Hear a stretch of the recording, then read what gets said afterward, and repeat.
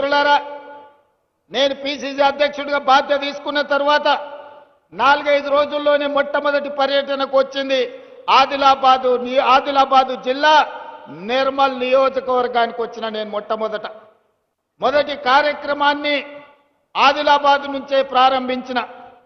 మొదటి బహిరంగ సభ దళిత గిరిజన దండోర కార్యక్రమాన్ని ఇంద్రవల్లిలో పెట్టి మిత్రులు ప్రేమ్ సాగర్ రావు గారు బాధ్యత తీసుకొని ఆనాడు పెద్ద ఎత్తున దళిత గిరిజన దండోర దళితుల కోసం, గిరిజనుల కోసం, ఆదివాసీల హక్కుల కోసం పోరాటానికి పౌరుషానికి మారు పేరైన కొమరం భీముడి స్ఫూర్తితో రామ్జీ గోండును ఆదర్శంగా తీసుకొని ఈ ఆదిలాబాదు గడ్డ మీద నుంచే ఆనాటి ప్రభుత్వం మీద పోరాటాన్ని ప్రకటించినాం. ఆ ఇంద్రవెల్లి స్ఫూర్తిగా 40 సంవత్సరాల పైగా ఆనాడు హక్కుల కోసం ఇంద్రవెల్లి ఆదివాసీలు పోరాటం చేసి ఎంతో మంది నేల కొరిగినరు. వాళ్ళందరినీ వాళ్ళ కుటుంబాలను గుర్తిస్తాం, ఆదుకుంటామని చెప్పి అదే విధంగా ఇంద్రవెల్లి అమరవీరుల స్తూపాన్ని పర్యాటక కేంద్రంగా ప్రకటిస్తామని ఆనాడు ప్రకటించడం జరిగింది. ప్రభుత్వం వచ్చిన తర్వాత మొదటి సంతకం ఇంద్రవెల్లి అమరుల స్తూపాన్ని పర్యాటక కేంద్రంగా ప్రకటించడమే కాకుండా ఆ కుటుంబాలకు ఇందిరమ్మ ఇండ్లు కట్టుకోవడానికి నష్ట పరిహారం ఇవ్వడానికి ఆనాటి అమరులను మన ప్రభుత్వం ఆదుకున్నది.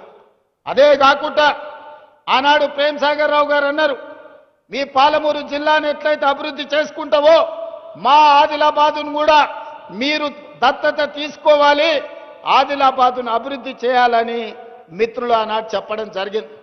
నేను ఈరోజు ఈ వేదిక మీద నుంచి స్పష్టంగా ఆదిలాబాదు బిడ్డలకే కాదు 4 కోట్ల తెలంగాణ ప్రజలకు నేను చెప్పదలుచుకున్నా, 100% అత్యంత వెనుకబడిన ఆదిలాబాదు జిల్లాను అభివృద్ధి చేసే బాధ్యత రాష్ట్ర ముఖ్యమంత్రిగా నేను తీసుకుంటా.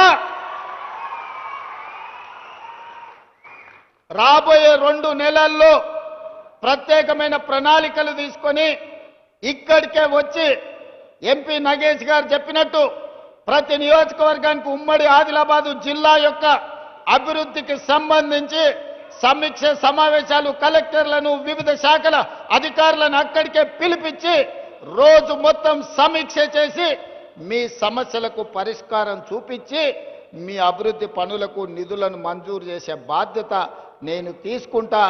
మళ్ళీ తొందరలోనే ఆదిలాబాద్కు వచ్చి అభివృద్ధి మీద సమీక్ష చేస్తా. అదేవిధంగా సాగునీరు ఆనాడు ప్రాణహిత చేవెళ్ల ప్రాజెక్టు 2007-8లో డాక్టర్ వైఎస్ రాజశేఖర రెడ్డి గారు తుమ్మిడేటి నుంచి మొదలుపెట్టి చేవెళ్ల వరకు 16 లక్షల ఎకరాలు 38,500 కోట్ల రూపాయలతో పనులను ప్రారంభించాడు.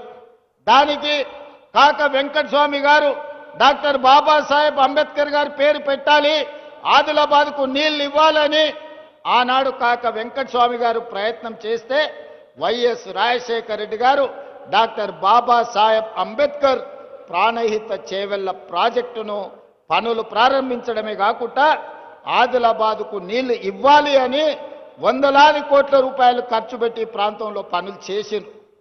కానీ తెలంగాణ రాష్ట్రం వస్తే ఈ ప్రాజెక్టులు వేగంగా పనులు అవుతాయి, మీకు నీళ్లు వస్తాయని మేము అనుకున్నాం. పాపం ఒక పెద్దాయన రూపంలో మీకు దయ్యమై పట్టిండు, మీ ప్రాజెక్టును కాలగర్భంలో కలిపిండు. ఆయన ఉద్దేశమేందో దురుద్దేశమేందో నాకు తెలియదు.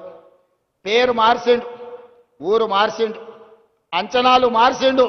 పేరు కాళేశ్వరమైంది, ఊరు ఇంకెక్కడికో పోయింది. అంచనాలు 1,50,000 కోట్లయినాయి.